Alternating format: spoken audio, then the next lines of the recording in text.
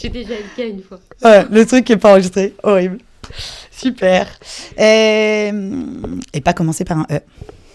Nous, on s'est demandé aussi comment les futurs professionnels du marketing et de la communication appréhendaient ce bouleversement qu'est l'arrivée de l'IA. Et donc, on a poussé les portes de l'ISCOM sur le campus de Rennes, donc, qui est une école spécialisée dans les métiers de la communication et de la publicité. Et donc, on a le plaisir d'échanger avec Magali Robin, qui est la directrice de l'ISCOM Rennes.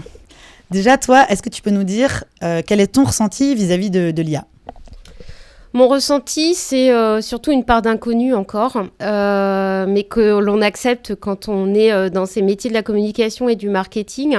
Pourquoi inconnu ? Parce qu'on n'en connaît pas les limites et aujourd'hui, on va avancer avec cette nouvelle solution comme tout nouveau support qui nous est proposé régulièrement. Un communicant pouvait appréhender aussi l'arrivée d'outils comme Canva, parce que finalement, Canva fait le job d'un graphiste, mais que sur un premier niveau. Et c'est là où ça devient intéressant, parce que nous, l'approche que l'on en a par rapport à nos étudiants, c'est à vous de créer les visuels que l'on retrouve sur ce support. Donc maintenant, l'IA, pareil, on va avancer avec et puis à nous de rester en veille, d'avoir les bons intervenants, les bons interlocuteurs qui vont nous permettre d'avancer avec cette nouvelle solution. Une révolution, certainement, dans nos métiers. Pour l'instant, on n'y est pas encore, mais un vrai assistant ou une vraie assistante, si on veut féminiser l'IA, voilà, pour avancer et pour monter en compétences. Tes étudiants, comment ils appréhendent l'arrivée de l'IA ? Est-ce qu'ils sont à fond ? Est-ce qu'ils sont flippés ? Est-ce que ça leur pose beaucoup de questions ?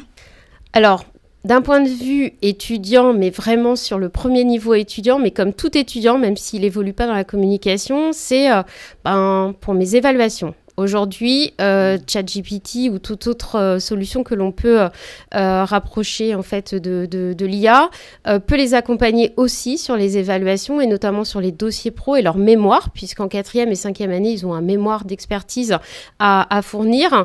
Alors, comment je vais utiliser l'IA pour m'accompagner en fait sur ce travail, puisque nous ne sommes pas là pour ignorer cette solution. Maintenant, en effet, à eux de bien s'approprier les contenus que leur fournira l'IA et de bien les appliquer à leur milieu professionnel, à leur expertise, déjà leur niveau d'analyse et après l'expertise et l'application qu'ils peuvent en faire. Voilà. Donc ça, c'est vraiment tout étudiant, qu'il soit en communication ou marketing. Maintenant, on ne sent pas une excitation. Okay. On les sent interpellés, curieux, ils l'utilisent, mais pas trop. En fait, ils apportent encore beaucoup d'importance à la formation sur les logiciels Photoshop, Illustrator, InDesign. Et ça, c'est plutôt positif. Sur les premières et deuxièmes années, on a l'impression que pour eux, ChatGPT, c'est plutôt du contenu écrit, mais pas encore trop de contenu visuel. Et cette vraie volonté de créer leur propre support.